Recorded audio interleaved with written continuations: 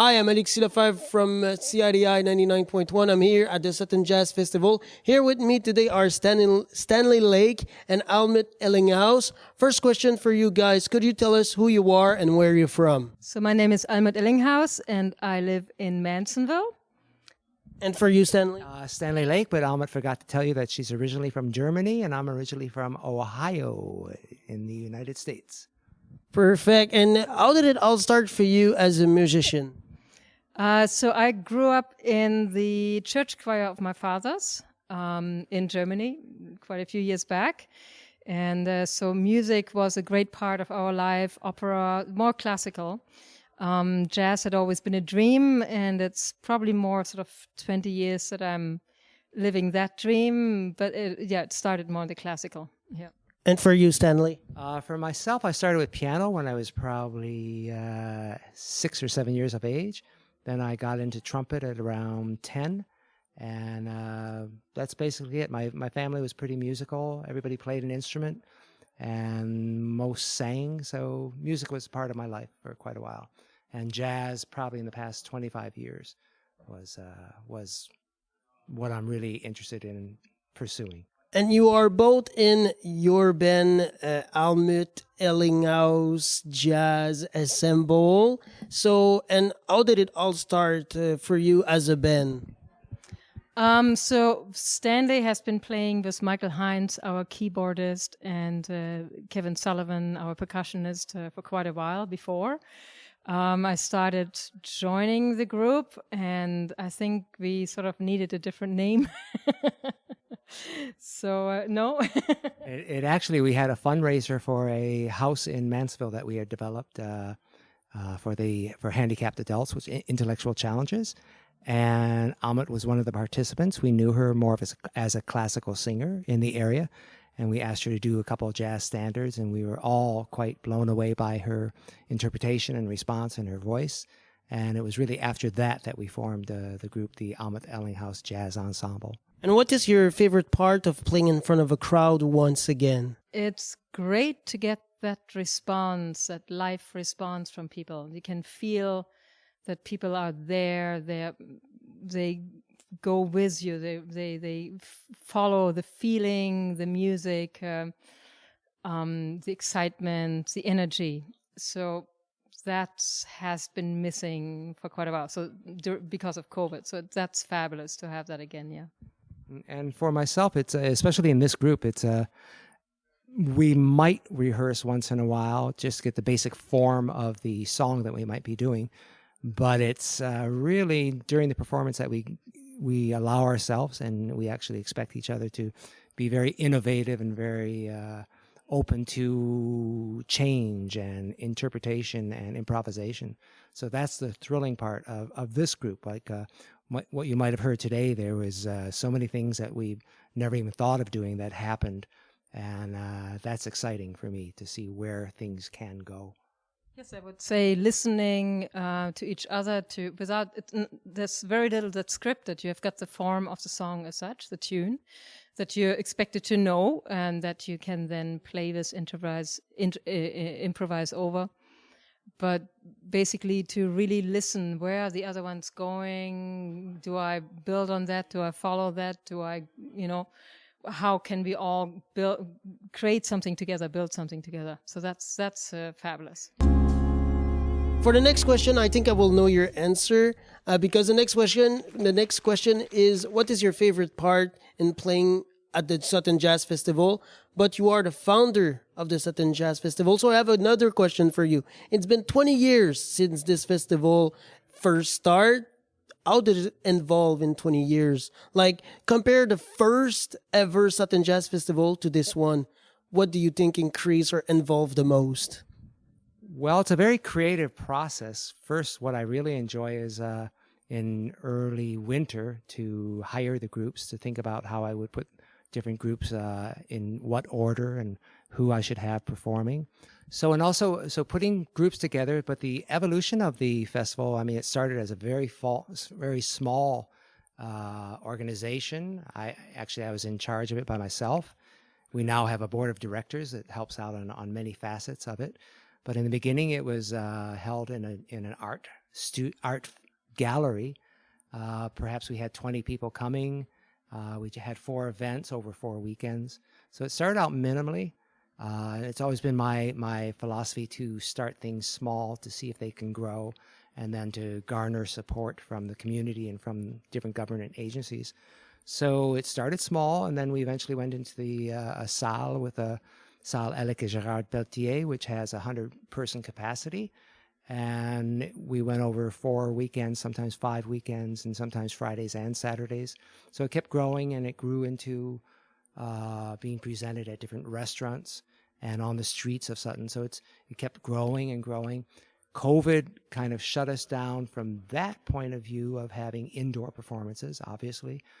But we came up with a formula once the government permitted outdoor gatherings last summer. We came up with, let's do this outside, and also let's do it for free. Whereas before we were always consumed with just getting by, making sure we didn't lose any money in the process. And now all of a sudden we're offering 10 concerts at an outdoor park here in Sutton, and 10 performances at on the street, and art classes, jazz classes at l'École d'Art de Sutton, and it's all free. So that came about principally because Patrimoine Canada has really given substantial amounts of support, as well as the town of Sutton, and generous donations from people attending the concerts and from some sponsors, corporate sponsors. So it's interesting from my point of view to not have to worry about, are we going to sell enough tickets? Here's the event. It's free. Come and enjoy it. And it's a real neat head change. And it's really a direction I think I'd like to keep going. I think the response has been phenomenal. We have had so many people who have never come to a jazz concert who've are faithfully there every Saturday, not only because there is an event happening and music happening during this time, but also because they realize, oh, I'm really enjoying this. So we've just enlarged our audience. Whereas before our maximum capacity used to be 100, and now we're getting between 250, sometimes 300 people coming out. They're bringing their chairs. They're coming out and enjoying themselves. So that's an eye-opener too, that there is a lot more support. Yeah. So that's really coming out into the open, being in the park, which is fabulous in the sun, and the weather's great. It's a great event, and people really enjoy it. And for us, it's fabulous too. And when we're talking about your group, where we can find your work?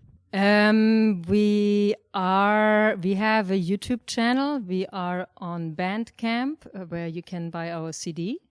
It's a CD which basically features songs written by both Stanley Lake and Michael Hines, our keyboardist, or all original songs. So you can find us, Almut Ellinghaus, on Bandcamp or on YouTube, or on our Facebook page. Jazz is a process where, on an agreed upon structure, all participants are given space to create and bring their own interpretation and their own style, their own being into this, without overpowering the other one, without destroying the other one. So it's a very democratic process. It's this process that gives an enormous amount of space and an enormous amount of joy. And I think that people share that. And what's happening between us on stage and the people out that listen to us, that vibe, that vibrance is an immense pleasure that I want to keep sharing. And for you? For me, my art, musically, and we both are creative sculptors. My personal mandate is to educate in people to processes, and especially children, to show them that there are people out and about that are being creative, that are doing things that are creative, and oftentimes or sometimes actually living their lives that way and making a living doing their art. So for a child to come into our studio or a child to come to a concert and say, whoa, that looks like fun, I'm going to try to pursue that if they're artistically inclined, or even if they're not, it's a great avenue. So my approach is to stimulate, especially young people, but also we've seen in the classes that we've given at the L'École d'Art that people who have had no experience in either singing or being creative are sometimes forced, we don't force them too hard, but they're forced to take a role, to step forward and say something or do something with some rhythm, and very uncomfortable for them at the beginning, but eventually, they begin not only to appreciate that they can do something, but also to appreciate the artists that are doing something, and to have a greater understanding of the amount of work that goes into the foundational work that goes into being able to present something. And also when we're performing, to show people that creativity can be fun. I mean, we're having a good time up there, and as Almut said, big ears, listening to what is there and stepping out and actually doing things that are a little wonky, a little crazy. And it's exciting. I don't know if everybody gets it or appreciates it, but we're pushing ourselves all the time. So that's the sharing of, push yourself, get out of your own box and see what you can do. I think as a society, we are often taught to be so afraid of doing something wrong.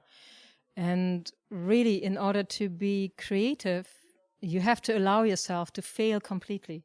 And you will fail.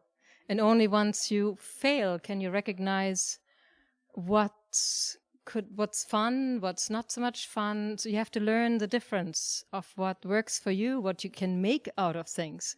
Because often everything is possible. But I myself have to learn a language. I have to create the language.